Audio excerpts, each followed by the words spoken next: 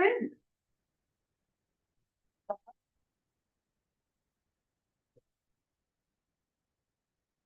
right, we are good to go. Thank you, everyone, for joining us. My screen share has stopped. Okay, let me share my screen again. My apologies.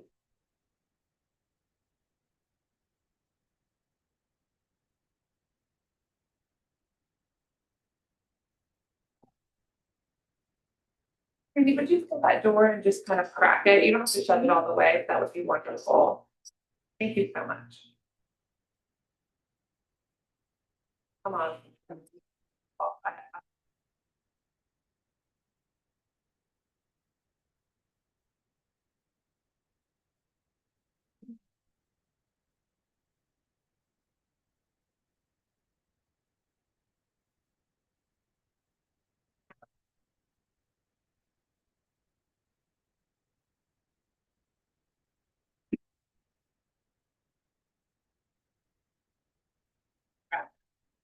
Wonderful. Hi, everybody. Thank you so much for joining us today for our informational session for our out-of-school time youth development RFP. I stated earlier, but I'll ask again, that there are several sign-in sheets floating around. You do not have to sign every single one of them, but you have to make sure that you have signed at least one of them. And that under organization, you put the organization in which you may be applying for funding for. If you are here and you represent 3 different organizations, you only get counted once, so choose wisely for who you might want to put on that list, but make sure that that gets signed in before you leave. And I'll do one more reminder as folks join us. We are going to go over the RFP that was published last week. And before we get started, I'm actually going to introduce our executive director. Many of you probably already know, just to provide greetings and salutations as we embark on this journey. Hey everyone, how are you doing? I love seeing all the familiar faces. So you guys know I'm Sika, and we are hoping that every one of you applies for this OST funding. It is really, really very important. Studies show that of the children in Florida who require and need out of school time after school, there's not enough. And a lot of it is because there are not enough staff, not enough people who are working in the field to allow for the programs to prosper and to operate. So a couple of things from my perspective. Number one, be very honest about the budget. Ask for the staffing that you need, pay them so that they don't have to then go out and get public assistance of some type, and ensure that your ratios are in place so that your children will get that quality service. Number two, listen to everything that is presented. Those details matter, those bonus points matter, and you would be surprised the kind of scrutiny, maybe you won't be surprised, the kind of scrutiny that the applications receive from the evaluation team. So do that. Lastly, budgets. Make sure that you check the numbers, check them again, then check them again, then check them again. The accounting professionals that tend to be on our evaluation teams are very prudent at looking at the numbers. And I will tell you from the council's perspective, they are looking at the value for every dollar that they are awarded. So be sure to look at those budgets. And then the last thing I'll say is, do not violate the procurement cone of silence. If you have any questions, Holly is your go-to, not me. I'd love to talk to y'all. Contrary to popular belief, I do like to talk to you guys. She is your point of contact. So do not reach out to any council members. Don't have your friends call me. Or any of our team members, so that you don't risk any kind of disqualification. So this is the first year that we've done year round. We're currently in it. So we were very excited that the council sees the benefit in it. They saw what happened this summer and they approved this RFP for this next year. Our goal is to get to a point where we don't have to do the RFP every year. where we get to a point where we do a 2 or 3 year award cycle, so we don't have to go through this every year. But it's a significant investment. And what we know is we get that return on the investment. And while a lot of our results may seem tangential to some of the benefits that you're seeing in our community, what I will say is that it's more than tangential, it's incremental, and everything that we're doing and that you do matters, and it's going to make a difference to our kids. So thank you so much for being here. Again, ask any question. There is no such thing as a dumb question. Ask it, and I look forward to all of you all applying, and who knows, maybe we'll get some big benefactor and we can award everybody who gets 80% or higher. So thank you so much, and I will turn it back over to Holly. Thanks, I really appreciate Yeah, that. good things. Before we jump in, we do have 2 team members here who are essential to the process, and that if you choose to take advantage of the different training that we're going to be offering, you'll get to meet them. So will you guys just introduce yourself very, very quickly? Jacinta Clay, and I'm the lead performance partner here at TSC. Hi, I'm Brandy Jones, and I'm the performance partner. Awesome. Thank you, ladies. Today I'm wearing the hat of procurement officer. I'm also director of special projects. You guys will see me like with my fingers in lots of different pots. I've had the joy of meeting and working individually with many of you. If you are currently or just finished your summer program, just give us raise your hand. All right, so a lot of you have just been doing that, so that's good. So you're coming back for more. We didn't scare you off. That's good. For those of you that just finished your first year, how many of you this was your second cycle? Okay, were the requirements this year more than before? Yes. Yeah. How many of you was this your third cycle of some type of right? And because y'all came from SIPs, I'm looking at both of y'all. And were the requirements the first time the easiest? Yes. Yeah. So we have this whole kind of mentality of what we're trying to move to. When we first started investing in any of our community dollars, our very first year, when I say it was like throwing spaghetti against the wall, like it kind of was. We were coming out of COVID. We wanted to do something fast. It was me, Sika, and Jacinta. That's all we had for a team, and we managed to get about $1.6 million out to almost 30 different programs, doing a whole bunch of different things. And it literally was just tell us what you're going to do, and then great, do some good, and we're going to trust you and have faith and believe in you, and all the things. Well, we quickly learned that the community will not accept that, right? And so we developed our theory of change, and we started doing very intentional investment. But instead of starting where we're about to go with our budget or with our RFP this year, we said we have to step into it, because what we don't want to do is set the bar so high that all of our community providers, and when I say our community providers, you guys are our bread and butter. Like, not bread and butter, because that means you guys are giving us money. We want to work with you. You're the partners that are filling in the gaps. The school system does what they do, and the big community organizations do what they do. It's the smaller community-based organizations that tend to fill the gaps and to catch the kids that aren't being served. And that's where we want to come in, right? We know that if the school system could do it alone, then there would be no need for a Children's Services Council. And we know that's just simply not the case. So I want to start with the theory of change. It's on our wall, and we made it really, really large for a reason, so that at every one of our trainings and our council meetings that we start with this. Let me move my mouse so it doesn't cover things up. There we go. We start with this. We have these 3 lofty goals. One is that children will experience success in school and life, that we are developing healthy children, youth, and families, and that we're providing safe and stable and nurturing communities. That is our ultimate goal. It's not kind of streamlined and these are our priority areas, but these are overarching goals that lay on top of one another, right? You can't be successful in school and life if you're arriving at school hungry, right? You can't have a healthy home environment if your walls have lead paint or the air conditioner is never fixed, right? Or the affordable housing continues to be an issue. But some of these issues are way too big for the CSC to ever address alone. So that's why you'll see that these layer on top of one another. But in that space, we have kind of been focused in on three of what I'm gonna say kind of priority funding areas that has seemed to be where our council has been gravitating towards, and that is kindergarten readiness. So serving children before they get to kindergarten, right? Not what we're talking about today, but before they get to kindergarten. Investing in strategies around youth success. So that's academic success, that's youth mental health, that's juvenile crime prevention, that's career pathways. And then looking at family supports.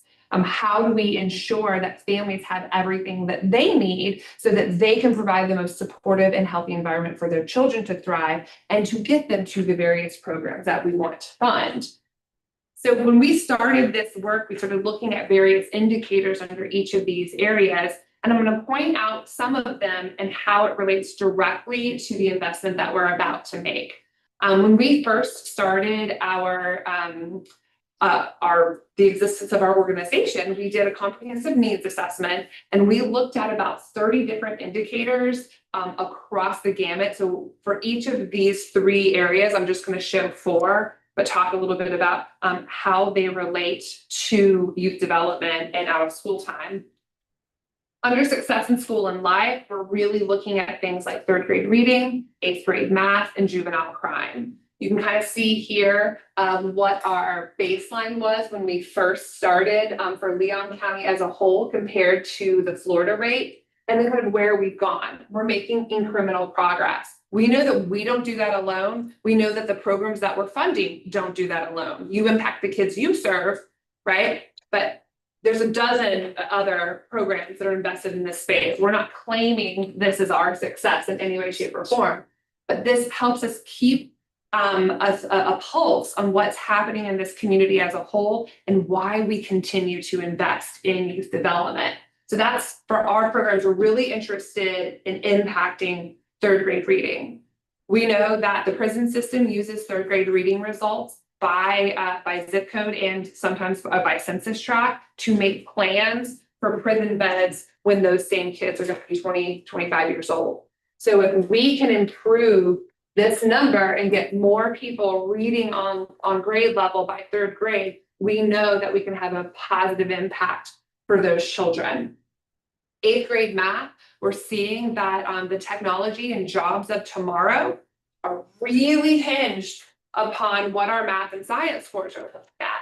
So we can't just be focused on kindergarten readiness or literacy. We have to really be thinking about how are we preparing our children for these career pathways.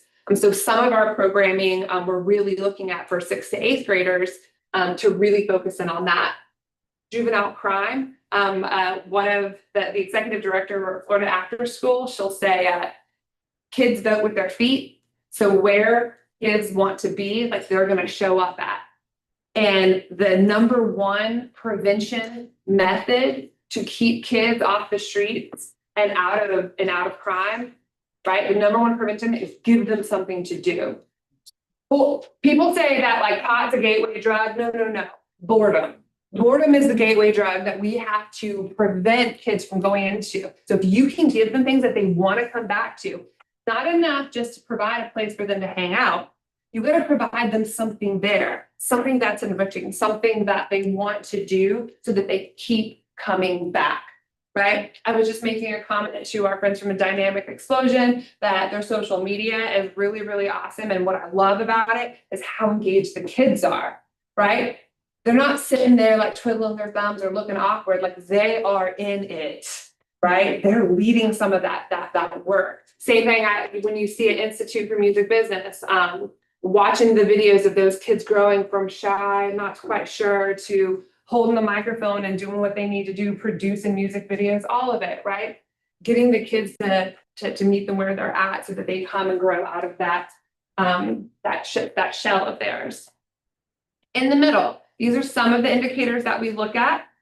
Clearly, we're not talking about low birth weight babies with youth development programs, but two things that we are interested in are these two indicators: self-harm among youth and teen suicide rates. After COVID, we saw a massive spike in the state of Florida and indeed our community at the number of young people who were hurting themselves. And the suicide rates spiked. Now it's come down. That's interesting because that looks like that rate is higher than that rate. Oh, here we go. Florida and Leon to Leon. I was like, it's come down a little bit, but I would venture to say that it's still too high. Teen suicide rate, that's come down quite dramatically as well. And we do try to use rolling rates when we're looking at this information, but you'll hear us talk about child and youth resiliency. For those who have been funded by us, you'll know one of our assessment tools, right, is about looking at that, those character building elements. We do pre-test and post-test. Are they increasing their resiliency? Do they feel more confident and competent as individuals so that we are putting them on a track to success? And the third area that we're looking at as it relates to out of school time, you'll see all kind of, these are the four that were our proxies. If we're providing out of school time, we want you to do it at no cost to the families. So children who are, families who are living in poverty or who are in that ALICE population, asset limited, income constrained, and employed, right? If they're living in poverty, we are helping their bottom line. Hi, welcome, jump on in, right? We're helping their bottom line by, I think that we just recently, in our results from the summer, we determined that more than 60% of the families that we served saved at least $900 in summer program fees alone for the summer. Like, that's pretty spectacular. And so that's how we think that OST programs are going to help that group. Food insecure children. You will see that we require you to provide meals. During the summer, what does that look like? 2 meals is required. Snack is encouraged, right? For the school year, if you're going to do year round, right? You have to provide a meal, not just a snack. Now, most people who do after school, like we're talking 3 to 6 p.m., right? Well, that's not dinner time, or is it? For kids that are food insecure, it's not, a snack is not enough. They have to leave with a meal. And so because of that, because we care about this, we're going to give you the funds to do it. Some of the federal streams that come down don't include money for buying food. We're going to include that because we want those kids to be fed. Neighborhood school safety. So this is actually a question that's about how safe do you feel in your neighborhood where your school is located. Not how safe do you feel at school. That's not our job, that's the school district's job. We're gonna stay in our lane, they're gonna stay in their lane. But there's a little bit of crossover. Well, this is where you guys come in as community-based programs, right? How many of you are based in a school? Right, okay, maybe 1, maybe 2, kind of, right? During the summer, because you struck a deal, which was very, very good. We'll talk about collaborations shortly, right? But most of you are community-based programs. You're not based in schools. And so if you have kids that are showing up to your space and they keep coming back, that's because you're doing something right, right? If kids keep coming back and they keep showing up, you're doing something right. And how safe they feel, hopefully this can help. Again, not causation, but correlation. These are the types of things that we're looking at and why we're looking to partner with the programs that we're looking to partner with. Director Green mentioned this, that research confirms that OST programs are a proven strategy. We know, I call it the ABCs. If kids are regularly attending high quality after school programs, typically what we see is that their school day attendance goes up. Their engagement in what I'm going to say risky behaviors, I think we all know what risky behaviors mean, goes down. And the C is for coursework, and that their academic grades, their coursework grades go up.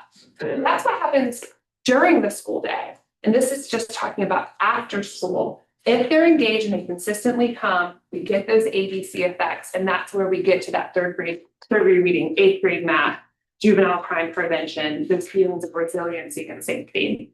That's why we are invested in this space. But also, as Director Green said, for every 1 child who is enrolled in a high quality after school program in the state of Florida, 3 more are waiting to get in. Right? That means that these communities across our state do not have programs that are available, accessible, or affordable. There's some sort of barrier. So we're committed to making sure that that statistic is not true here in Leon County, and we're relying on you as our community investment partners to make sure that they're available, accessible, and affordable. So we have published our RFP. There are 2 tracks. You can only apply for one, right? Track A is a year-round program. That means that you are going to do out of school time during the school year and the summer, and we'll talk about the requirements for that in a moment. And track B is a summer-only program. We want to fund track A. That's what we want to fund, right? But we know that some folks are on that journey aren't ready to jump right into track A. Some of you have started with what we call our SIPS grants, which is small investments to grow your program. And then you stepped into some summer program, and then you grew your program a little bit larger. And then you're in this year-round program. And I think a great example is Dr. Poole here from Institute for Music Business. That was your trajectory, right? SIPS, summer only, right? And then year round, I think we even have secured additional state dollars through the work that you're doing with Folk Rehab. So that's the journey that you can go on. So for those of you who were summer only this past year, like leaning into this idea of, could I go year round? Right? Like thinking about that. And even as you're developing your the work, like doing your closeout and things like that, looking at those lessons learned, could you go year round? That's really where we want to be. But we also know that the need during the summer is greater than the need during the school year. And that's because, right, we have 21st century programs, we have school-based programs, we have all of those different programs that are out there. So we're not saying no to track B, but we are saying that we're prioritizing track A, and there will likely be more opportunity for those that are applying for track A. Yes, sir. Thank you. Are there any modifications being done in regards to organizations trying to build capacity to reach that A level with the reimbursement levels and putting so much money out front? We're going to talk about the reimbursement process for this a little bit later on. So if you'll hold that question, because we have recognized that the types of programs that we have to invest in, you have to be able to do the work, but we're also held to a very specific standard for our fiscal accountability process. So I'm going to cover it. If I don't answer your question in about 14 slides, then let me know and we can clarify. So, Okay. All right. I think it's about that. I could be wrong. Maybe it's a little bit sooner. Okay. So some of the things that we're looking for, right? Number one, and this is what makes a high quality program: intentional curricula with defined objectives. I talked about focus on resiliency and character development, and at least one, no more than 2, just pick one. Be easy on yourself. Just pick one. One of these domains. Now I have STEM and literacy bolded. If you were at one of our presentations last week, it was a week ago, I actually think I misspoke during the presentation. And so I'm going to go on the record right now and claim that I misspoke. The 2 that would get you a possible bonus point are STEM and literacy. I believe I said CTE at that meeting. Yeah, you're nodding your head. I misspoke. My bad. Have some grace. Thank you guys. So if you are primarily serving children like K through 2, remember we're trying to impact 3rd grade reading. So literacy is what we're really looking for that age group. If you're serving grades 3 through 8, and that's your primary area, STEM, again, math and science, what we're really trying to impact is what we're looking for there. So know who you want to serve. Yes, ma'am. What if we're serving K through 8? Right, so then that's a great thing. So we're going to get down here talking about appropriate youth to adult ratios. Children in 8th grade should have different objectives, learning objectives, than children in kindergarten. So you're looking at that. So if you're primarily a STEM program, like I see STEMs for Girls here, right? You're primarily a STEM program. Maybe you want to serve K through 8, that's fine. You got that 3 through 8, and you're going to get that bonus point for STEM, right? if you choose, I'm gonna do STEM and literacy and serve K through 8, you still only get 1 bonus point, by the way. So let me just be very clear. Yeah, I know. For 1 bonus point, for the curricula that you're choosing. And I say choosing a curricula, now, it might be a homegrown curricula that you've developed yourself, and that's okay as long as you've thought it out. You have clearly defined objectives. You know who you're serving, you know their age, and you know how to operationalize that with whatever curricula that it is that you're using. Are we really keen in looking at some bona fide curriculum? Absolutely. It could also be an opportunity where you bring in a partner that has a curriculum that's developed, and there might be an expert in STEM, and you're like, look, I got the people, I got the kids, I got the location, I kind of know what I'm doing, I'm really interested in this space, but I need to have this designed kind of curriculum to come in. Could I find a partner to bring that service in? That's an opportunity and an option for you to consider. And when we do trainings like this, we'll end today with just an opportunity for you to network and it's because it could be that you're here and maybe you don't have like you're not really wanting to go year round, but maybe what you really want to do is build one of those partnerships with a local provider. So again, intentional curriculum, you're going to have to design it. I mean, you're going to have to describe it, and you're going to have to say how it matches to the target audience that you are looking to engage, right? Qualified and supported staff. We are going to ask for a very robust staffing plan. It can't be just like, it's me and my sister, right?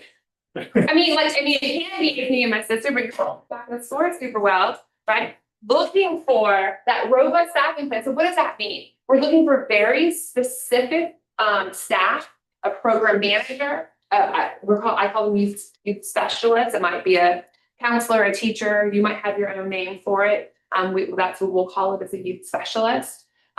You have to account for your fiscal accountability, and you have to account for your data entry. For those of you who have been funded by CSC, is the data entry easy?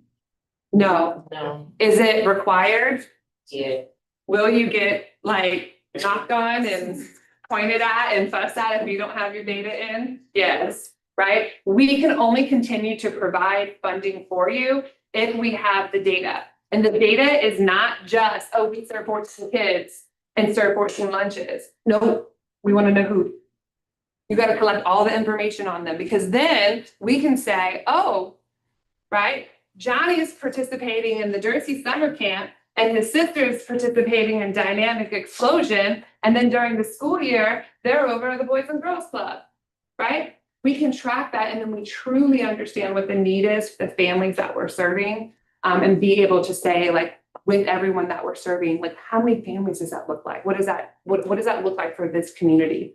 When we understand the need better with those specifics, we can continue to fund.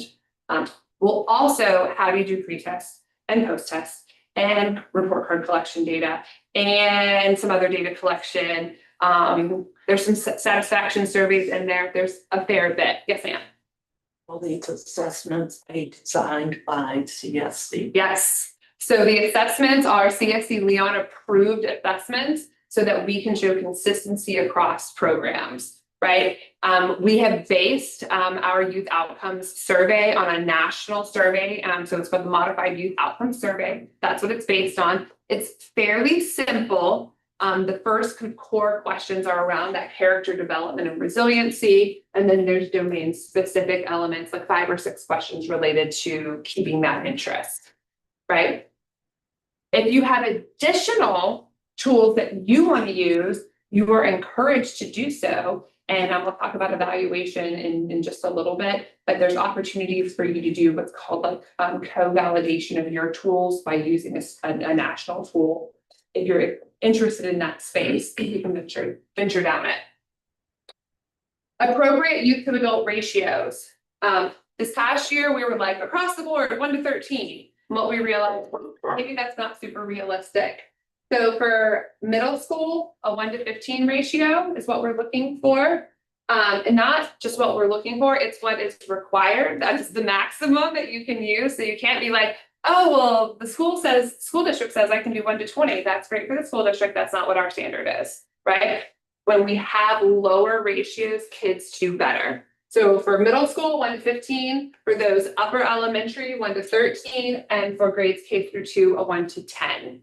So as you're planning your expertise and what your curriculum is, being intentional about that, that's about the breakdowns that we, that national research has shown can tolerate the larger ratios.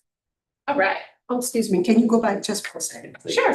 And I will be publishing this slide deck into the portal. And if you signed in and give me your email address, I'll also be giving you a copy. I forgot to say that at the beginning. All right, this is the one that's probably the hardest for a lot, right? I call it duration and dosage. What does that mean? Summer programs, 240 hours across at least 6 weeks.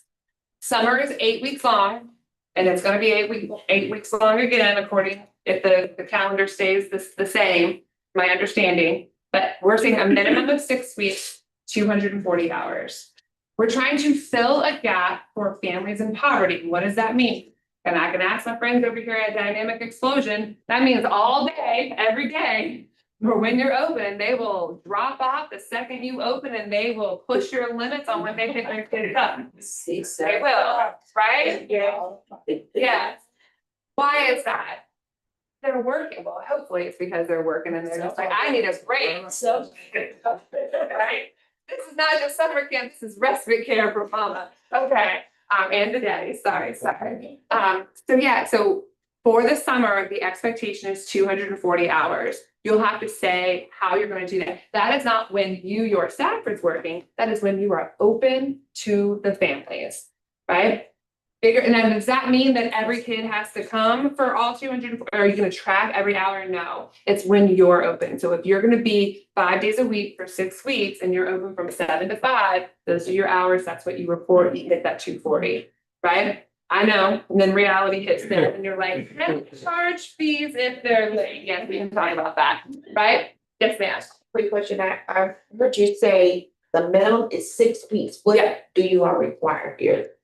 I mean, 6 weeks. That's it? That's what's the minimum. 6 Okay, weeks. Yep. so it is 6, 7, 8 weeks. So the summer is 8 weeks long. So when Before they go back school to school. ends, before they go back to Okay. school, there is 8 weeks in there. Sometimes the summer is 9 weeks long, and at one point it used to be 10, right? But although this year they might be ending on the 23rd, so summer might be 9 weeks, but we're saying 240 minimum of 6 weeks that you're open. You mentioned it earlier, one of those, and I'm all in favor of quality ratios. When do you look for those to be intact? Cause like at 7 o'clock, are you saying during the instructional programmatic part, not breakfast, not lunch, but during the instruction time?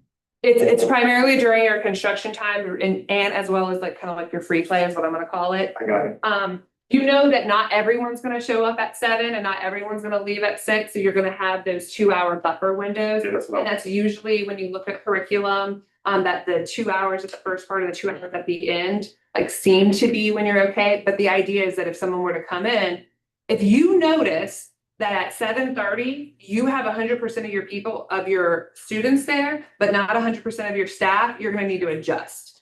But you're gonna notice, like if you're paying attention, right? Like you're gonna flex that, be like, I need more help here in the morning, and maybe they're all leaving at 3, maybe. Or you may discover that your people don't show up till 10, and you can flex on some of your staff hours because all of your kiddos aren't getting there until 10, but they're staying right on up until that last, I almost called it the bell, but right, they're staying right on up until 6 p.m. and that you need that extra staffing. You can plan the best you can, but it's not always going to work out like when you get into the thick of it. It's a great question.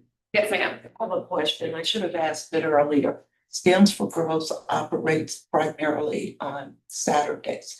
Would this not be the program for us? And not if you can't get to the 240 hours.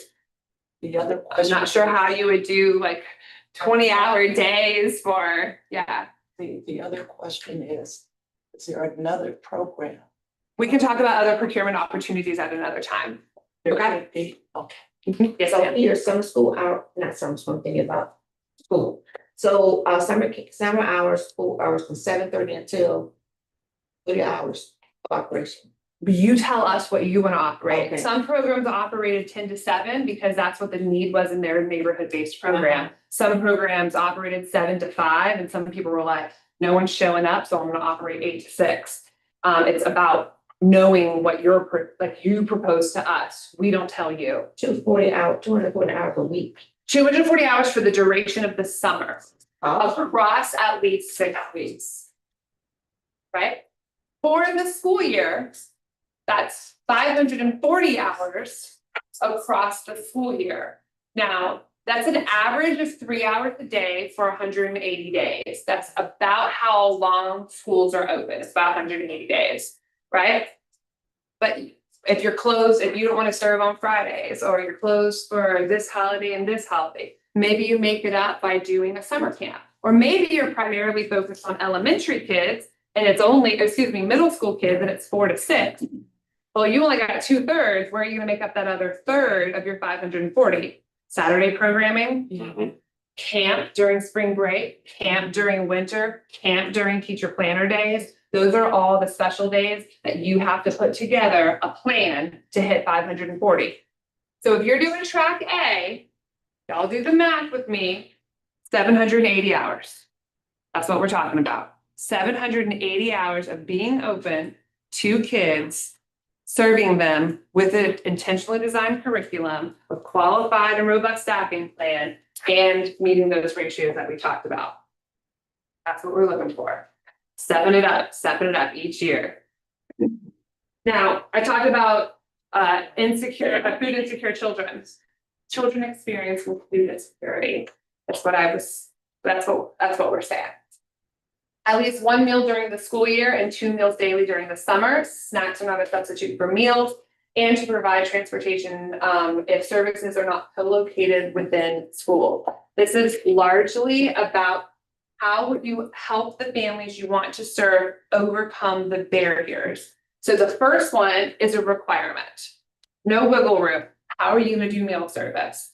This is, and we'll talk a little bit about the budget for that meal service in just a little bit, but the transportation specifically during the school year, right? So during the summer, there's a little bit of flexibility because you're one location. Well, how do kids get to where they're going?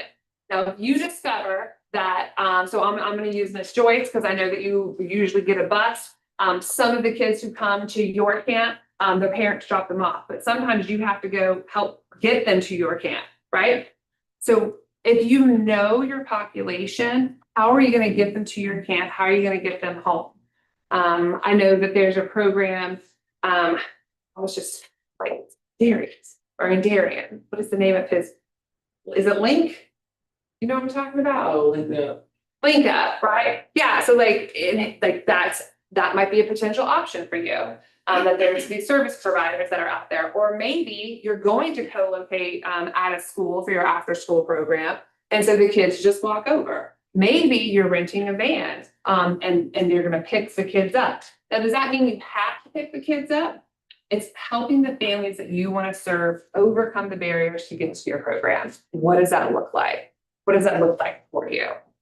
Right? And then most importantly is that the activities and the schedule that you provide, right? It needs to feel different from school. I mean, during the summer, most people think, oh, summer camp, got that, that's easy. For those of you who are going for track A, that year-round program, how does it look different from the traditional school day, right? How is experiential learning incorporated into the curriculum that you're using? Is it all worksheet based? Well, that's gonna look a lot like school, right?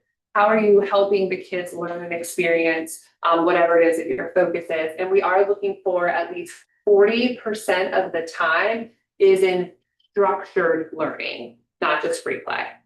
Now, I will argue, and my colleagues might disagree with me, but I would argue that sports is structured learning as long as you give it structure, right? You can incorporate all types of literacy and math and science into any type of physical education if you give it that. If you throw some footballs or some basketballs on a court and just be like, yo, have fun, How are they learning that way? So it's about that mentoring opportunity. It's about how you build it. But yes, that can be a thing. Art, same thing. It's not just color crayons and paper, right? You can build that, but it's how you use it. Is the 40% for the school year or for the summer or both? All. So whatever your time frame is, you'll be asked when you get the app, like when you have the application, you'll be asked to actually kind of provide a sample schedule for school year and for summer. And what does that look like? And it should be about 40% of your time is in structured activity, experiential learning, not just gathering activity or like free play. Or, I mean, one could argue even that center-based learning, especially for your K through 2s, that if you set up centers and let them self-direct, that's okay as long as you show it in your curriculum that self-directed play is part of your curriculum. How do you design it, right? That's what you're looking for. And there will be, you have to routinely engage parents and caregivers in weekly communication and at least one engagement event per term. For summer, this is a pretty easy one, like a summer showcase, right? Like they've been learning all summer, now the kids are gonna perform for you, whatever it is, right? Or maybe it's a family dinner. Maybe it's a performance, maybe it is a career fair where they've built some things and they showcase what they've learned. That, like things like that, but you'll have to describe what is that one engagement event per term. So again, if you're doing track A, we're gonna be looking for 3 engagements. Are they all 3 the same? Maybe. Is it an end of summer, a holiday thing, and a spring fest fair? Maybe whatever it is you want to put forth. The idea is that you want to engage the families in the learning so that they take an interest. You're not just serving the kiddo, you're serving their family. Yes, ma'am. Can you double dip with that idea? Using using a summer showcase as part of the 40% structured learning in addition to parental engagement? No, these engagement events can count toward, it's separate. I mean, it can be part of your hours of like your 240 hours, because like you're open. And so maybe you don't close until 6 and you're like, hey, this day we're gonna close at 8 because we're gonna do a family dinner or a summer showcase. That could count for that part. Does that make sense? But that wouldn't be structured learning. That would be a showcase of, I mean, one could argue, sorry, I just looked over at Dr. Poole. I'm like, well, performance might be part of your curriculum. Again, you propose it, they're gonna judge it, right? Like practices, like they practice before. Right, that would be part of that structure of learning, certainly. But yeah, at first I was like, no, but then the more I thought about it, like, well, maybe how you write it up, right? Performance is part of what you're teaching. Right. Or demonstration of something. But yeah, demonstrating the skill could definitely be part of that structured learning. Where the parents are learning and the children are learning. So Our focus is on the kids. So parent engagement is important and we love that, anything that you do to strengthen that. But don't try to be all things to all people. Know what you're good at, lean in on that. And this focus really is youth development and youth success. It'll strengthen your proposal if you are focused on that and not trying to do all the things. Okay. The communications, can it be verbal? You know. If you can document it, if you can't document it, it didn't happen. Okay. But if you can document it, Okay. sure. Okay. Service expectations. Serve and retain unduplicated youth in grades K through 8. It's not a high school program. This is an elementary and middle school program. These are our target zip codes: 32301, 03, 04, 05, and 10. Those are our priority zip codes. That doesn't mean you can't serve people in 08 and 09 and 12 and all of that. These is just the, I think our goal is 60% or more have to come from these areas. 60%? 60% or more have to come from our targeted areas. It's the reimbursement reaches up to the 60%. We are not talking budget today, ma'am. But no. If you don't hit your 60%, you just won't get renewed. Provide services at no cost to participants. So registration fees are allowed, late fees for pickup, that can be allowed. but you can't charge a fee for the weekly attendance or for their monthly attendance during the school year. It has to be free, right? What are you, to our question, if we're open from 7:30 to 5, you can charge me if mom says I need to stay to 6. You will have a place in your proposal that says, these are the fees that I might charge, and you have to say why.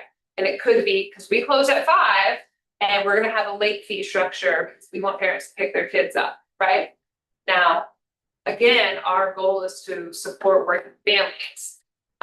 The evaluators might be like, well, that's really stringent, or that fee's too high, and you might get your points deducted, but absolutely put that in there and have that structure, keep it realistic, right? Keep it realistic.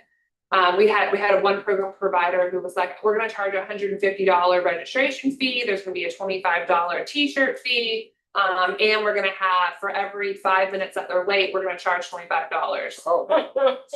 They did not get that. Alright. And my, it's your charge that, but let's say if we, a wraparound fee of $50, say, I need another hour, and CSC is gonna. If we're covering that and you're hitting your 240 between 8 and 5, I'm just throwing this out there. If you hit your 240 between 8 and 5, and that's what's the free part, and then you want to provide early drop off and late pickup for an additional fee, you can absolutely include that in your proposal. Okay, that's. Yeah. And you may have already mentioned this as part of my, if I missed. What trips are you guys? What are your? Field trips are allowed, it has to, and it can be included in part of the fee that you have. If you're gonna charge like an additional fee, like a field trip fee, like $10 per week, I want you to think, I would impress upon you to, yes, that's allowed. I don't know how it gets scored, right? If you have program A and it's like 15 field trips and it's free, just CSC covers the bus. And then you have program B, 15 field trips, and you have to pay $10 a week to go on that field trip. They're gonna look at program A and be like, that was better. Cost alone, but everything else might be better about your program, right? So you're gonna have to balance that when you're putting together your proposal. Our goal is to make them accessible, available, and affordable. What's the barrier that you're gonna try to overcome? And when we get to one of our training opportunities to talk budget, right? And we're not gonna dive into the specifics today because we're gonna run out of time, is like, how can you build that and what do you need? Right? Is it allowable? Yes. Is it recommended? You be the judge. Good question, and you may come back later with this answer, but when you took Tallahassee and you speak of ELO, extended learning opportunities, you have some sort of thing like this here. I remember when we met with the board last week. You mentioned a resource center. Yes, the Family Resource Center is attached actually to this building. I'd be happy to talk more like one-on-one with you about extended learning opportunities. I'm going to say specific to this RFP right now, if that's okay. Okay. Perfect. Question. Can educational field trips be counted toward the 40% of structured learning? Yes, ma'am. Yes, ma'am. Okay. Be licensed or licensure exempt by Florida Department of Children and Families or actively working toward licensure. If you were previously funded by us and you said that you were working on that this past year and you don't have it yet, that would be a problem. You have until May to get that. Well, technically, like if you have documentation, you have until January 9th to prove that you're on track to get it, right? So we were kind of letting people slide for that. Our year-round programs have to have it. I think that's just you right in the room right now, Dr. Bolt. You have to have it in your reapplication for those that were currently funded this past summer. If you're almost there, great. If you're only going to do summer, you're going to have that voluntary registration through DCF. That's an option. But if you're going for year-round, you have to be working towards this. And have documentation and proof from the department that says, yes, I've been in communication, this is where they're at in the process. Getting licensure is a long process. You can't get it in 2 weeks. Can't get it in 2 months. Sometimes it takes 2 years depending upon your program. So that's why it's not a requirement, but you have to be working toward it, have to have proof documentation, not just, oh, I've applied and they haven't responded. Not good enough, you're disqualified. And that's for the people who got the fund. Previously, So- yeah. So for those that are starting, if this is your first time, you have to start saying, I've applied. I'm putting this, so come January 9th, you have to have documentation from the Department of Children and Families that says, I have been in communication with Miss So-and-so about her program, and this is the anticipated timeline. Chances are it won't be ready for this summer, but if you're doing summer only, then that will, there's voluntary registration with the department, so you should be okay for summer only. For school year, it's gonna be a problem. This one, collect, store, and report participant and program level data, including use of domain-specific assessments, tools, and surveys. We talked about that. And then leverage partnerships to enhance program quality. There will be an opportunity for you to earn bonus points by working and collaborating with other programs.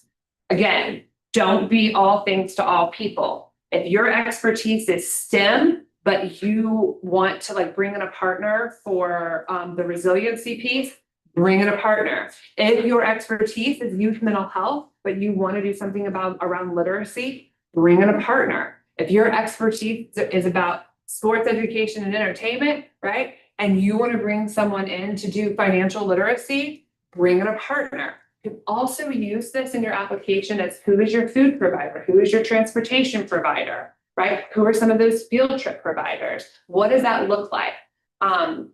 Network with each other, support each other. Don't try to, what we say, like hog all the families, right? Right? There's so much need, and it's all, there's so much need in this community for certain. And when you build partnerships, and we want to incentivize collaboration instead of competition, that's what we're trying to build here is that system of care. I'm not going to talk about all of these, but these are some of the expected performance outcomes. The two that are in bold, I want to really point out that we are looking for 80% of our summer participants to transition to the school year program. That's what we're looking for. So that's a track A expectation, right? So if you say, for example, I want to serve 100 kids during the summer, right? But during the school year, I really only have capacity to maybe serve about 30. That's okay, right? Those 30 that are in your school year program, if all of them came from your summer program, then that's 100% for those 30. Does that make sense? Yes. I'll say it again, right? So maybe it should be 80% of school year participants transitioned from a summer. Maybe that would be better. But if you serve 100 kids during the summer, remember, there's more need during the summer. I think I miswrote it. Yeah. I need to flip that. So pin that. If you have capacity over the summer, I can serve 100 kids. I got big space. We have great need. But during the school year, I can only serve about 30, right, in your program. If those 30 participated in your summer program, then those 30 are 100% transition, right? Yeah, I need to rework that. Question, because it's unduplicated students. So if we're doing year round, we're serving them during the school year, we can't count them for the participation during the summer. So those 30 kids that we were just talking about, that's part of your summer, and then you got 70 more. Okay. Right? When we get to if you come back for the budget training, it will hopefully be more clear of how you do that. But in essence, it would be like 30 year round and 70 during the summer only. You see what I mean? So it's still your 100 kids during the summer and 30 during the school year. It's a great question. And we will dive into that deeper into the other trainings that we're gonna try for you. The other thing that I'm looking for is showing gains on our enrichment assessment pre-post, right? That's, if you can't show that you had a positive impact, then chances are you're not going to get renewed, right? So knowing and understanding that this is what we're looking for. So the second that you find out that you receive funding and you get a copy of that tool, look at that tool, understand that tool. How are you going to show gains? We're looking for 80% showing gains. Okay, the last one says 95% of age 10 plus have no arrest after program enrollment. As after their enrollment, what if, how do you all get that that data? We'll talk about that at program Oh. design. Okay. Absolutely. There's a whole permission slip that we look at in full. It's a great question, but what we're looking for, we'll talk about how we get it, but we are looking for that information correctly. Before you leave, did you make sure that you signed in? Yeah. Okay, perfect. One last question, do you all have a collaboration with Leon County Public Schools for report cards? I know SIS screens and, So, again, we'll talk about Okay, actual program implementation Okay. at a later date. We're just letting you know that these are the things that we're looking for, but the answer is yes, sort of. But we can dive into that at a later time, okay? Eligibility, you have to be a nonprofit legally registered in the state of Florida. You cannot just be a DBA, right? So if you are doing business as, right, and you're under somebody else, that somebody else is the applicant, not you. Okay, so I want to be very clear on that piece of it. You can apply, I'm going to use Dr. Poole's old one, if that's okay, Foundation for Wealth Building, right? You could apply as Foundation for Wealth Building, right? Because like Institute for Music Business wasn't quite fully fledged. So instead of applying as a DBA for Institute for Music Business, she applied under something that met this criteria, right? Same thing. I remember we were working with Bethel and they had the Bethel Christian Academy, right? That's a DBA. That's under the organization is what has to apply. They have to be a nonprofit, legally registered. It cannot just be a DBA. You cannot be under the jurisdiction of the public school district or the public school system. None of you that are here does that apply to, so that's good. If you are a church or have a religious connection, so long as there's no religious or worship requirement for program participation, then that's fine. You cannot be currently involved in any legal action related to the provision of out-of-school time services, nor have been determined at fault in a similar case within the last 2 years. Right? You have to demonstrate financial and organizational stability and the ability to manage the investment should you be selected. There's a whole section in the application where you have to provide information about your budget. Your budget has to be your organizational budget, not your program budget, your organizational budget. You have to show your documents, you have to show where your funding has come from, you have to show your income or your revenue and your expenses. It needs to be a balanced budget and it has to be approved by your board. And you have to have evidence that it was approved by your board. You can have a letter submitted by your board chair. You can have something like that. It has to be like, it can't just be like, oh, I put this together and submitted it. No, you have to show the facts that it was approved by your board. And your request cannot exceed 50% of your current annual operating budget. So this comes back to your question. If your organization's budget is $100,000, your program budget might only be $20,000, but if your organization's budget is $100,000, the most you can ask for is $50,000. Right. So I want to be very clear. Now, if you have an organizational budget of $1 million, that means the most you can ask for is $500,000. But we want you to be judicious. Can you serve $500,000 worth of it? Right? Right. And for those of you who know the requirements, think about that, right? Can you do it? Now, I don't have it here, but it's in the RFP. For our summer programs, you will get 40% at contract signing. For our year-round programs, you will get 20% at contract signing. Everything is cost reimbursement. That might be the next slide. No, it's maximum award. Everything is cost reimbursement, but we will give you that advance. So plan accordingly.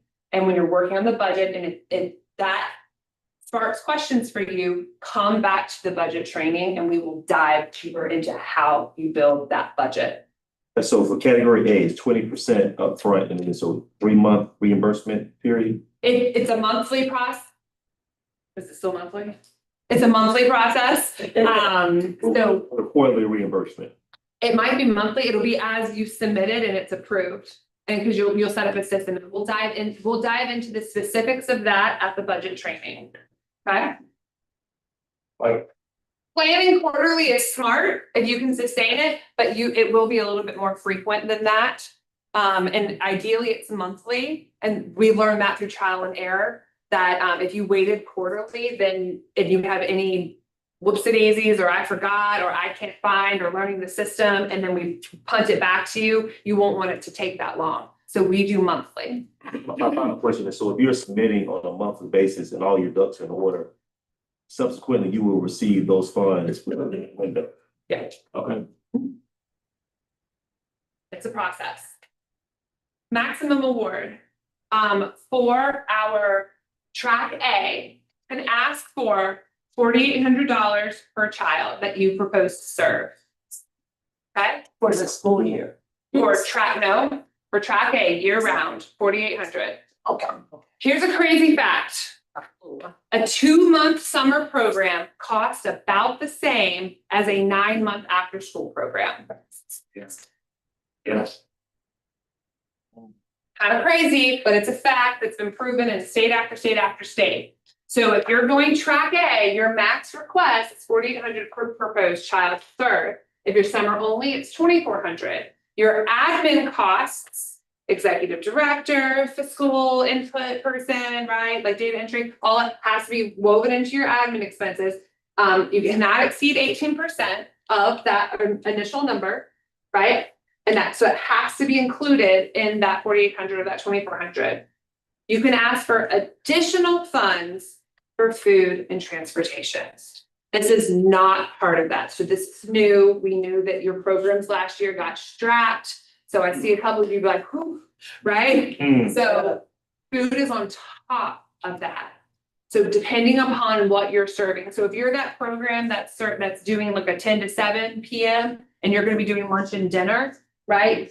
Lunch, $3, dinner, $5, so that's $8 a day for your kids that you're serving for however many days that you're serving them. For the school year, right? Maybe you're doing a before school program, so you're serving breakfast, and then an after school program and you're serving dinner, right? So then you're gonna be looking at a $2 for breakfast, $5 for dinner. Maybe you're only serving breakfast, right? So there's gonna be, again, if you wanna come to our budget training, we'll have a fun little worksheet that we will give you. It will only be available for those who come to our budget training to help you plan for how to calculate how much money you'll get, right? So that's on top of what you're asking for up here. However, that 18% is on this part. This extra money, you're not taking admin on. So I want to be clear on that part. This is above and beyond your base. For transportation, it's up to $400 per child. This is the only where my rule that I said that it costs about the same. Transportation, you're in essence doubling during the school year because you have it more often. So it's $800 per child for the school year program, $400 per child for just during the summer. In that case, if you're doing track A and providing transportation, you might be giving up to $1,200. Okay. Your total amount requested, including the base amounts and additional funds, may not exceed 50% of your organization's current annual operating budget. Again, this is your organizations, not your programs, right? So whoever, now let's say that you know that you can serve 100 kids for the, I'm gonna just say for the school year, right? And so that is $480,000 that you're asking for, plus your food, plus your transportation, and you might be up to $680,000, right? If you know that you can do that, that is a big budget, right? If you don't have the capacity to manage that and to be able to float some of those costs, because remember, you're only going to get 20% up front, you may need a fiscal sponsor, right? And a fiscal sponsor means that's the person that's applying on behalf of you. We had, I think, 2 examples of a fiscal sponsor this past year. If your fiscal sponsor comes in, they have to then meet all the qualifications. They have to be a nonprofit. They have to be, right? So you can't be the foundation nonprofit arm of a for-profit business and ask for this money. Okay? Okay. If you are, I'm sorry, go ahead. I would say, like, if you're the foundation arm of something, that's fine, that's great. If you can't sustain it on your own with just that 20% upfront, for whatever the ask is that you've made the request for, then you might consider finding a different partner. A question about the 50%. I know with the first RFP, you could not count this grant in your budget because it was a potential. But if you're in the year round and you've been receiving. this You can grant, count then- your current funds toward that. Okay, So your year-round program, absolutely, Okay. you can count that. thank you. Are there any requirements on how the food has to be prepared or? I mean, yeah, if you're doing licensure, then you have to follow the DCF licensure. Okay, rules, if you're not, I mean, I could cook some spaghetti and it's. If you're doing a summer only program, you would need to be in compliance with the summer registration DCF. There's rules that DCF has about that. Okay, We'll talk later. sure, you can put any clarifying questions, and we'll document them and write them up in the portal. Okay, we're almost done. I know that we're over and I'm sorry for that. Funding is available on a reimbursement basis. We talked about this. We have fiscal guidelines available. I will provide this document to everybody. The fiscal guidelines have been updated. Again, I'm gonna plug our budget training that we will be offering in the very near future for you guys to go through this. And I want to be very clear about something that's called full-time only and no supplantation. We're funding full-time slots. If you currently have a program and you provide part-time slots, like, well, I have like 10 part-time slots, and I was thinking that I want to use the money to take those 10 part-time slots and make them full-time and serve 10 more kids. We're going to fund the 10 extra kids. We're not funding part-time slots. Keep your part-time slots for the current funding that you have. We're funding full-time slots. We're also, if you're already serving kids, and you're like, oh, I want to be able to provide wraparound care. Like, I'm serving kids from, let's say, 8 a.m. to 1 p.m. through a program that's already funded, and I want to provide wraparound care from 1 to 6. That is only going to be, if I'm doing my math right, is that 5 hours? 1 to 6, right? Can you hit your 240-hour requirement? Just that part that we're funding. If the answer is yes, go forth and apply. If the answer is no, you're disqualified. First.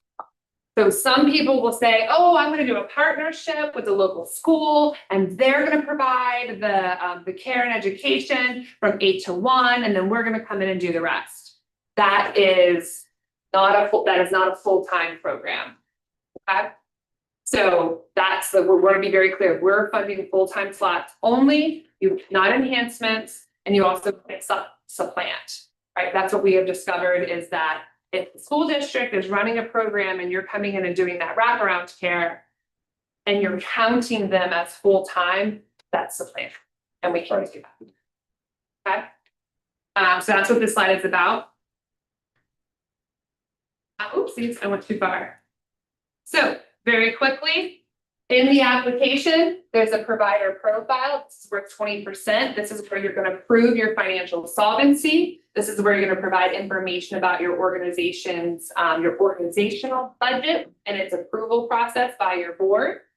Program design, we're going to offer a training on this. That's the bulk of your points. This is all about that intentional design, the curriculum, your food service, your transportation plan, proving how you're going to recruit, your recruiting. All of that is your program design. Staffing plan, as Director Green said, is that if you don't have the right staff, kids will not come back, right? You won't hit your ratios, you won't hit any of that. So we're looking for that very in-depth staffing plan. The data collection, quality assessment, and reporting. Please review the expectations from the program if you're applying for track A or track B, and make sure that you can hit those benchmarks. If you can't hit those benchmarks, you're going to have a plan in place. What does that plan look like? Do you have a logic model? Do you have a theory of change? If you don't know what these things are, then maybe start doing some research. Do you have a strategic plan where this fits in that shows how you can do all these things? Do you have policies and procedures around data collection? Right, those are all the things that we're gonna be looking for. This is not a development grant. If you are a brand new entity that have never done anything like this before, this is not the opportunity for you, right? We have other development programs that we can refer you to. This is priority funding, looking for competent vendors who already have this foundation in place to be able to grow from and do more. That's what we're looking for. Proposed budget, 25%, again, cost-effective budget.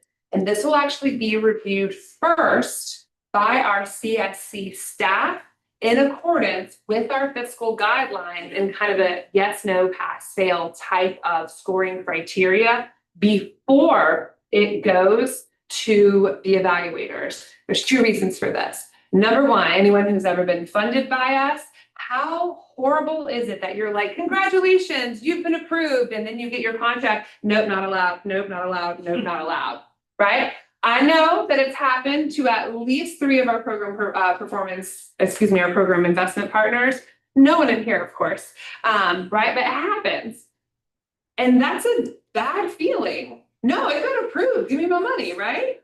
So how do we prevent that? We're gonna do that up front this time and be able to negotiate that before it gets approved so that then we kind of know where we need to go, okay? Presentation, mandatory presentation to our panel following prescribed guidelines. Once you submit, you'll receive those expectations. There's a time frame listed in the RFP. Please make sure you're available during that week. It will be assigned to you, right? So like, don't plan to be in New York City or Atlanta or the Bahamas during that week, right?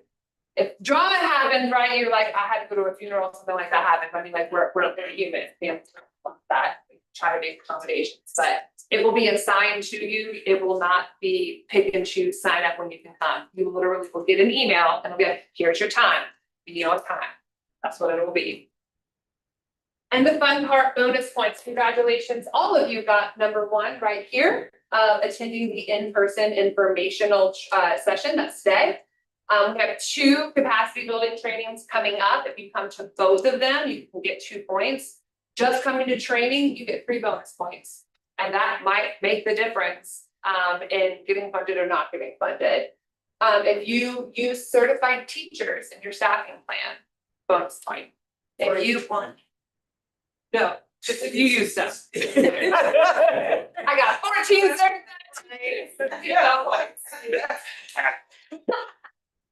Including a strategic plan or a logic model with evidence on how it guides service delivery. I have to say something about this. Don't turn in a generic screenshot that ChatGPT or you got from a Google image. I will know. Okay? Use yours. If you don't know what this is, you can use chat to help you build it. Right? Work with your board on what that is. If you're all nonprofits, you should have a board. Let them help guide you in developing that, or at least reviewing it. Right? I always say ChatGPT is a great guide. Proofread, proofread, proofread. Right? Don't just copy and paste. It will land you in trouble. If you provide a video testimony from a recent service recipient, bonus point. And this is what I was talking about. If you prioritize literacy as an enrichment domain when serving the youngest, or STEM when serving grades 2 through 8, bonus point. Not 2 bonus points, just 1. Total possible points, 127. This is the same schedule that is in the RFP, right? We're at October 27th right now. We will have an online Q&A portal that is built into the system, and I'm going to give you a very quick snapshot of the system. We're not going to tour the system today, but just so that you can get started. You can post questions in there. We'll close the Q&A submission deadline on December 7th and make sure that every question that has been posed, it has a response to it. If you pose a question in the portal, it will post exactly as you post it. So if you say, hi, in the portal, right? My name is, and I'm with this organization, and my question is this, it will get posted just like that. So if you want to make it generic, so that they can't tell who is asking the question, then that's certainly accessible. I can't edit your question. So if you got typos in your question, it's gonna come out just like that, okay? All questions go through the portal. Do not text me. Please do not call me, because I have to have everything documented, right? The preference is the portal. If you send me a question via email, I will copy and paste your question from your email directly into the portal so that everyone can see every question that is ever asked. Okay? And then you can go in there and everyone can see all the questions, all of the questions and answers. We might respond to the questions as they go, especially if they're very easy questions. Some of the ones that we've been asked here today, for example, we'll be able to reproduce. It's due January 9th at 6 p.m. If you are logged in the system and it turns over to 6 p.m. and you have not hit submit, it won't let you. Don't wait. We are going to be offering some technical assistance the week of the due date because we know that life happens and the holidays are upon us and all of that. You do not come to one of those technical assistance sessions and you try to call me on the day of the 9th and you try to call LaShawn at UPHS, LaShawn will also tell you the same, right? Oh, Holly's not going to take your calls today. Did you go to the TA thing?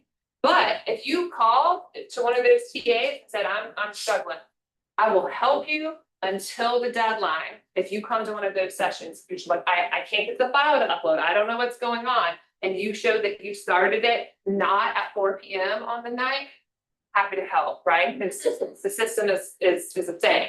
But if you wait till the day of, I will not respond to your emails. I will not respond to your texts. I will not respond to the calls. If you try to call up here, if you try to call a council member, if you try to call a staff member, they will tell you all the same thing, right? If you're eligible for help, Holly will answer. If you are not, I cannot help you. Try to make it fair. We're looking to make the announcement on March 5th.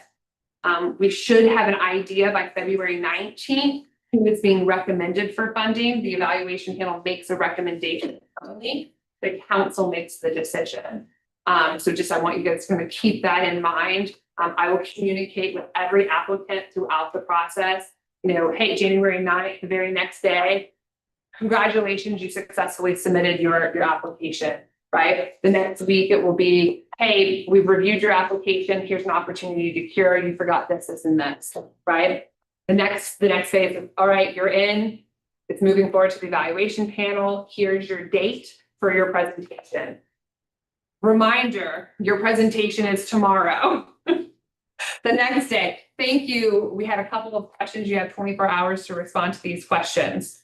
The next step, the evaluation panel met today. They've made their recommendation. You have been for funding. You have not been recommended for funding, right? 3 weeks later or 2.5 weeks later, council takes that recommendation. They accept the recommendation. They make changes to the recommendation. You'll get an email. Congratulations, you've been approved, right? And I also put on there March 28th. Regardless of if you get funded or not, if you have a program that receives CSC Leon funding or doesn't, you can participate in our Summer Camp and Family Services Expo. If you do get funded, this is non-negotiable, you must be there. Yep. The contract start date, June 1st. If you are not currently funded for a year-round program and you need a little bit of advance work, you would have to make that request well in advance to our performance team, but that information would be provided to you in March when you get that award notification. That is the schedule of everything. And then the training opportunities that we talked about. Later this week, we'll do a tour of the actual portal itself. This will be virtual. There's a registration link in the RFP that you can just attend from the comfort of your own home. You do not get bonus points to come to that one. We'll be doing 2 workshops. We have them track-based. So if you are thinking, I want to do year-round, go ahead and come to that one. If you're in that and you were overwhelmed, you're like, yeah, not happening, I'm going to go back to summer. Then you can just come to the summer-only budget planning workshop. But we want to start with program design, really think about your program. We're going to offer lots of tools, lots of great information about how to design all of those elements of your program, and then to build the budget to support it.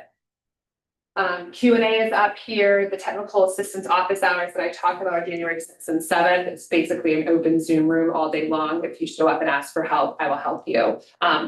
On how to navigate the portal with technical difficulties, I will not write your proposal for you. I will not reflect on whether your proposal was good or not. I will not reflect on whether or not you included the right things. What I can say is, yes, I do see that your SunBiz is current. Yes, that is the right budget document. Thank you. Oh, you're having trouble uploading that. It's not working for you. Here, let me help you or troubleshoot that piece with you. Okay. That's the link. So if magic works, wait, I have to do it over here. Perfect. This is the portal. It looks kind of small here. Let me see if I can blow it up for you. Right, this is where it'll take you. Once you're here, you're gonna click on view details apply. I keep touching that. Let me touch it here. View details apply, right? It's gonna take you to this page. You can download a PDF of the application right here. You can download that. And then you'll hit start a new application. Also under here, you'll see the budget request template for OST and the disclosure form. So if you're looking for files or resources to help you, it'll be right here. I'm going to make a mental note to go ahead and add a link to the fiscal guidelines right here as well, so that you can all come into one place. This is the question portal down here. You can ask a question, right? That's where you can do that. Once there's questions and responses, you can even download those Q&A responses if you want. Once you have started an application, when you sign in, it will be showing right here. Once you've started it, you can start and stop, you can come back, and you can also now, an improvement over last year, invite collaborators to work on it with you. Okay?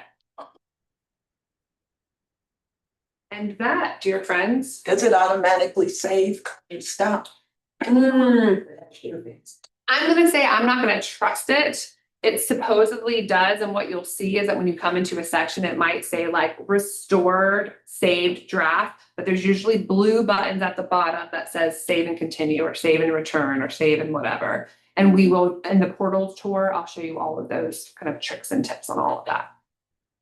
Now, I meant to say at the very beginning, hold your questions until the end so that we can end on time and everybody could leave, and then people who had questions could stay. I forgot to do that, so I took your questions during it, so I did end up keeping you longer than I intended, so my apologies. I usually like to start and end on time, so I just want to thank you for your grace and for hanging out. Next time, I'll make sure to do that at the beginning, so that then if you want to leave, you can leave.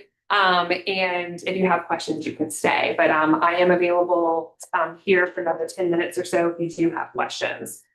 So I'll stay here. If you want to ask questions, if you want to network in our family resource center next door, feel free to do so as well. If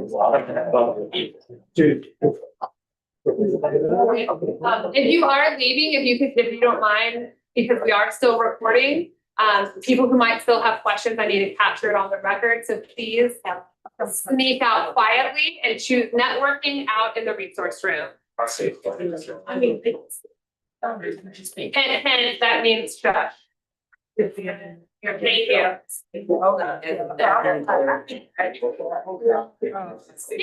sorry. I'm gonna ask you guys if you're ready to connect, please go out to the family resource room. Thank you. If you have questions, you can stay, but we have a question here and I need to capture it on the record. Oh, it's nice to meet you. Yes.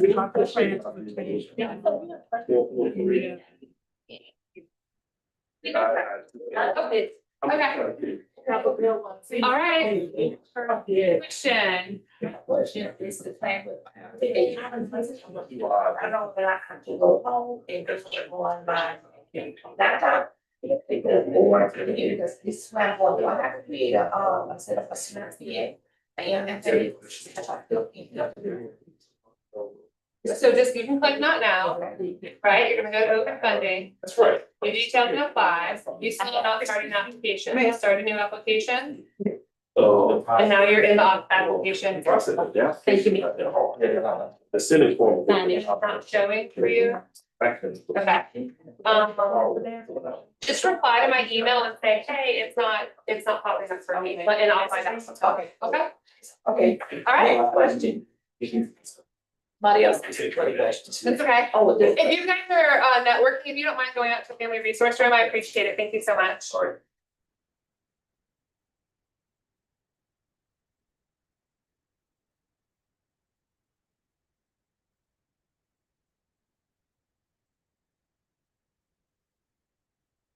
Oh, wait, I thought you said you had another I question. thought you wouldn't leave. No. Okay, my next question is, when I come from a different county, Mhm. I wanted to ask, we were not required to be licensed to DCF, so what do I have to do? Contact DCF. And it'll be under, summer camp? So if you're doing summer only, there's a voluntary registration process that's Okay. very, very simple, but it's gonna be under their licensing department. I would give you a name, but the person I know is no longer there, so I don't know who that person is. So DCF for for that. the volunteer registration. That's for summer only is the voluntary process. For the others, if you're gonna go for year round, it's a little bit more, it's a lot more involved. Okay, maybe it's maybe another session of this, what I was asking about is, I know we have to get the kids ourselves. But, do they have to follow different guidelines, do they go online, the parents have to upload, freelance form, upload birth. There is, so we do not require their birth certificates or like lunch form. their free lunch form. We do not require that now because you're serving the particular neighborhoods that we're serving. There's a little bit of faith in that kind of conversation. The thing I will share is that from a working with families piece, like if they don't have to be living, like they don't have to be impoverished, right? We're also the Alice population, and you might not also know what that family might be going through. So we currently do not have an income eligibility requirement. So you don't use the federal poverty guide, I have an eligibility requirement for the children that you serve, we do not. it just, it's in that zip code. It's looking for that you're targeting those neighborhoods. Again, what we have discovered is that the kiddos and families that are applying for these services, right, are families who are looking for resources. They're not the well-resourced families that tend to show up anyways. So making them jump through that barrier of doing an income eligibility is something that we have not required. Now, we might change it in the future, but currently we are not requiring that. So how do we do it? Okay, let's say I found 15 middle school kids. So how do we have to create our own application? So what I can show you is, we do have sample data forms. But I have to move we have sample data forms that you can see and use as a registration process. Okay, Once, if you are awarded, right, the opportunity to work with us. So this is our homepage. Right here, you see this cog wheel. right, That's our partner resources Okay. page. On here are all of our investment, these are all of our forms. You see here Okay. that we have a enrollment form. Mm. This is what you'll receive, hopefully if it opens. It's thinking, right? Okay, This is our enrollment form, this is what it looks like. And you can take, like, you can use this as an enrollment form, this is all the information that we collect okay, from that. that's different. Yeah. So that's everything that we collect, and that's so we have some information about their household, but we don't use it as an eligibility criteria. Okay, that's the easy part. Yeah, Yeah, because our downfall was just getting free lunch forms from the schools, birth certificates, parent checks, stuff. right. So that's been eliminated. Yeah, we Okay. definitely are not requiring that part. Now, I will say that, one of the things that you asked earlier about for our school year program, we're hoping that our information data exchange will be in place by this time next year. This year, what we're requiring is that, like, the student just goes into Focus or they print off their own report card, and then the program just snapshots it and shares it, because there's a consent form of, yes, it's fine, you can keep this PII. We use a secure data system that is protected in more ways than one, so that we won't have those data breaches. But as opposed to it being like an automatic thing with the school district, we don't do that. All right, and what's the, you had a question? Yeah, but I'll just wait. Sure, what's your My question? questions regarding the transportation. Transportation, So, okay. One of them saying $400 per student. Okay, but we're planning on doing year round. That's what I was saying. So year round, supporting the students year round. Will that transportation, so one of the things that we're going to do is career readiness. We're probably gonna take that for part A.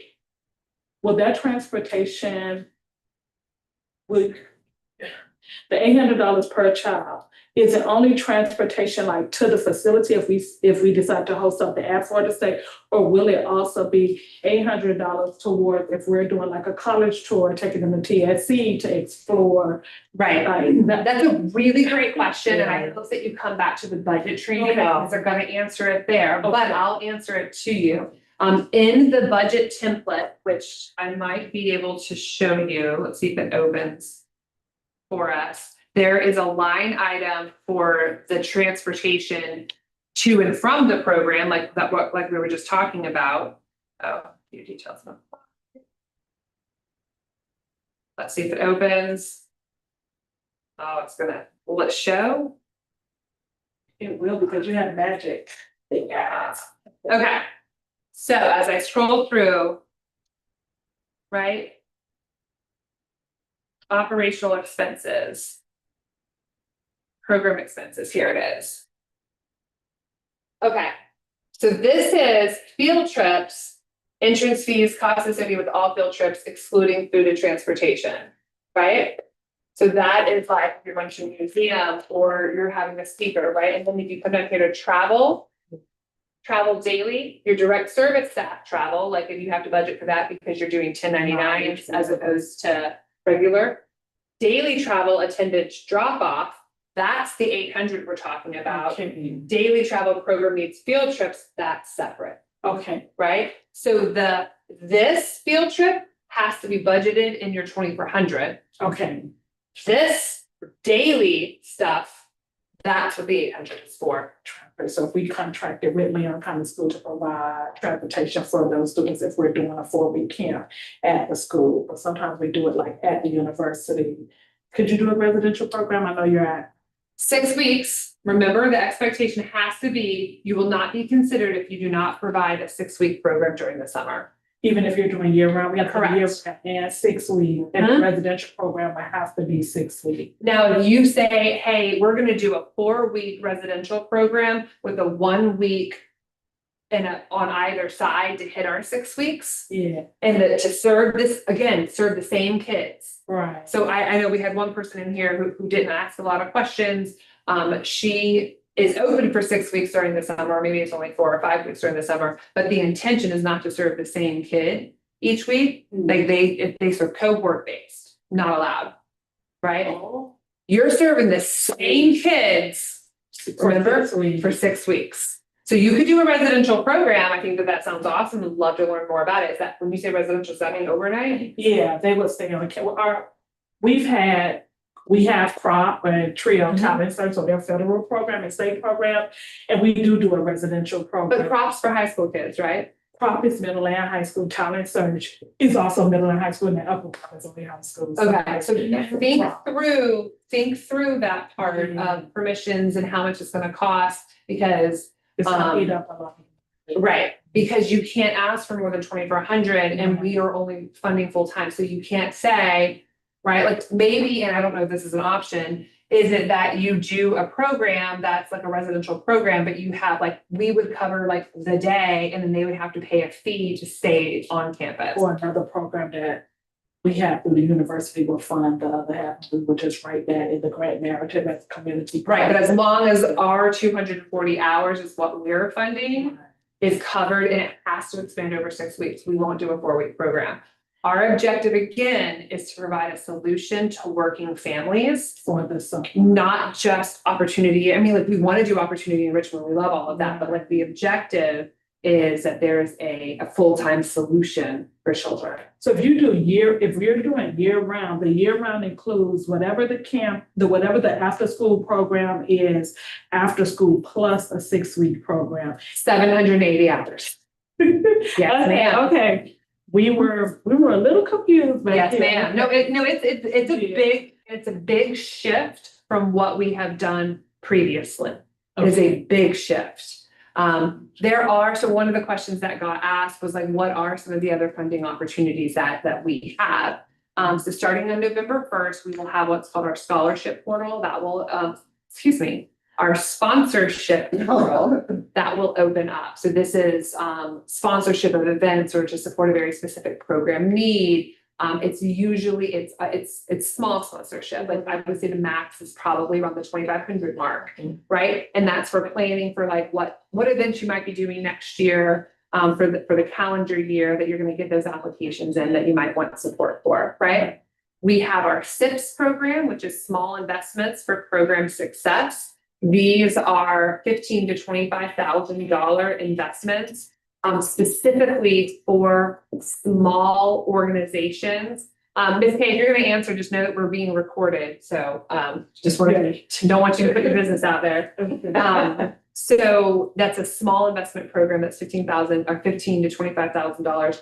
Those are limited to organizations that have an organizational budget of $150,000 or less. I heard you say, hold on one moment. I heard you say that you're with the university, so probably isn't going to apply to you. Okay. Right? Not quite sure about champions, where you guys are at. I know Miss K, since for girls, would absolutely be eligible for SIPs.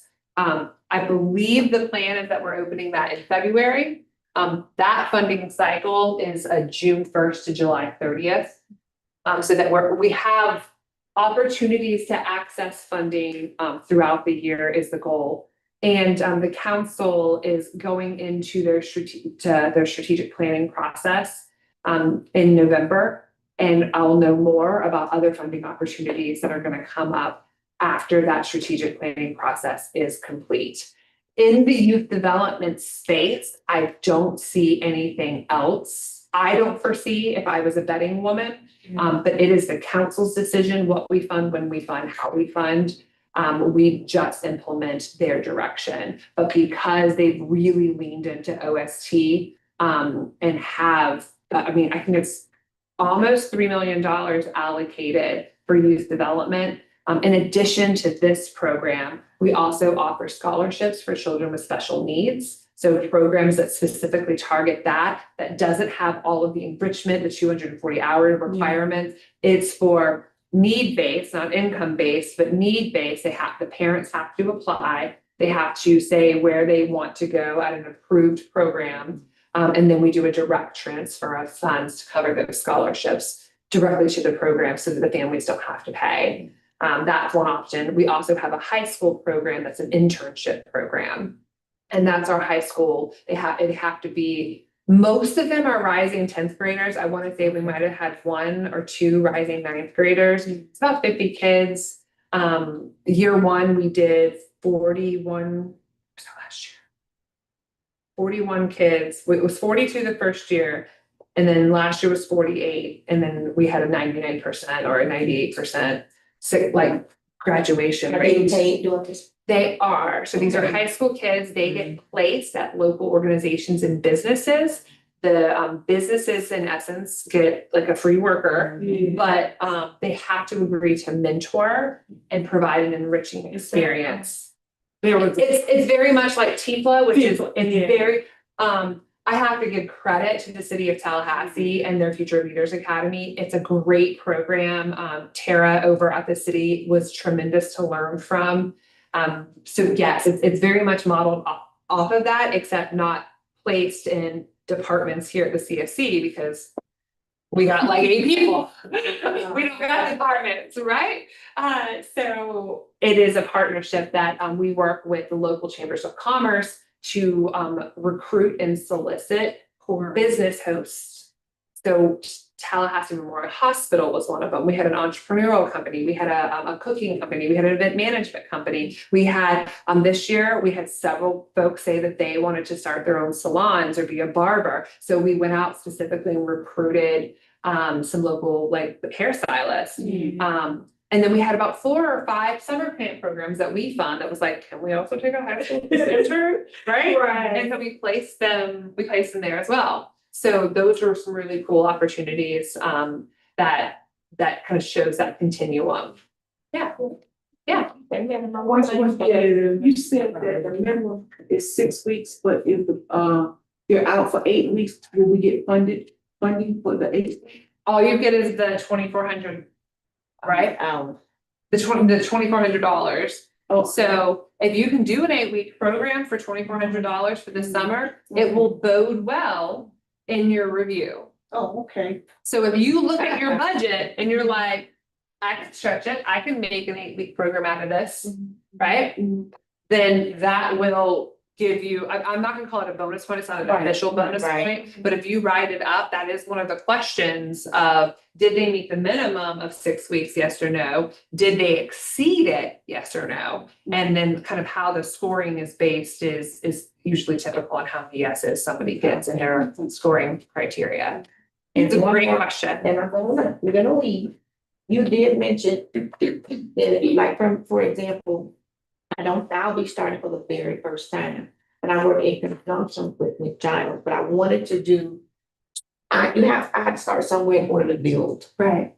And so how would that work for me? I do not have an official operating budget that you were asking me. You would for. need a fiscal sponsor. So you would need another organization that is a nonprofit registered in the state of Florida, right? That has that operating budget that would in essence say, yes, we're willing to work, willing to kind of take on that burden, and there would have to be a letter of agreement that's associated with it. I think So that it will be, with it would not go under my name, how would I build?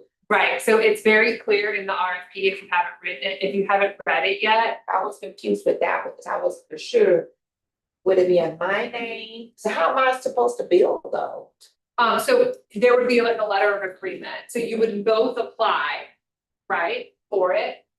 But they would have to manage it.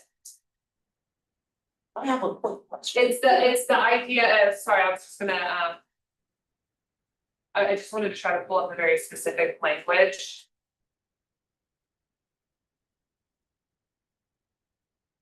So would the following year I'll be able to do it on my own, or I still have to be under someone? It depends on how much you're asking for. Like if your annual operating budget is 0 and it's still 0 next year, then you still have to be under someone. But how am I supposed to build a budget when I'm gonna be her? Diversification. That's the best way. Here it is. Big transactional. Holly, one quick question. I'm just finishing answering her question, if you don't mind, just one moment, I'm sorry. I wanna answer it specifically. Yes, I didn't understand it when I saw it. I'm almost done, here it is, so. It's okay. So this was fun. We're still recording, Are we still we recording? are, Okay. because they're asking. Got a directive to try to get on the. Yes. meeting. I will be there in 3 minutes. That sounds good. Perfect. Okay, you guys have a good day. Thanks. I am too. Right? This is, so your application submitted under fiscal sponsorship, that's included that signed letter, right? They must provide all the required, so when you download the PDF, it'll say like, are you applying on behalf of somebody else? And then you kind of describe all of that. You'll still like apply, so you'll be the named entity. But then all of the budget documentation, all of the Sunbiz registration, all of that has to be from your fiscal sponsor. Unfortunately, how you build is fund diversification from our perspective, right? So next year, when you have it, you might be able to show, oh, I got a grant from you guys for $50,000 last year, and then I also did some private fundraising, and now I'm at $75,000. So I could apply, right, for 50% of that, right? So that's just it is. What do they say, that one bad apple ruins the bunch? We've had a couple of experiences where we were a little more flexible and it ended up not being advantageous. And because this is taxpayer dollars and not foundation dollars, we have to be 100% accountable for every penny. Oftentimes we'll say kind of in the nonprofit world, you've heard this phrase, like ask forgiveness, not permission. It's the opposite is true with us. It's ask permission for absolutely everything before you make any type of decision, because it's not our money. it's the communities, it's taxpayer dollars. And because of that, the rules are a lot more stringent than if they would be for from like a foundation grant. I would strongly recommend that you look into the United Way, that you look into the Community Foundation of North Florida. Those are great funding entities. They're not gonna be big dollars like we're talking here, but definitely like innovative little dollars for sure. Also getting started, Leon County offers like a bridge program, which is similar to our SIPS program. SIPS is something that you can certainly look at doing as well. That's our $15,000 to $25,000 grant program.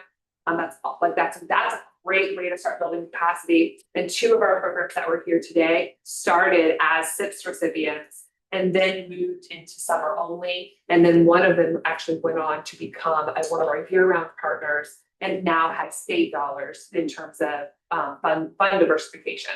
Okay, so United Way Bridge Program is. The Community Foundation of North Florida. Yeah. Ms. K, what's your question? The pre-assessments, do you have a copy? I believe that they are on that partner resources page Okay. under This clean, or the BP.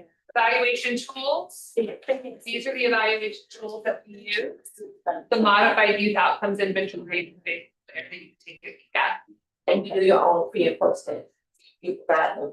We provide them. I mean, you administer them, we provide them. Oh, that's good. Yeah. That's smart. And you'll see the subscale, so this is the complete scale, and it'll have the subscale for each enrichment. Yeah, you can put that. And they were, I mean, that's all built.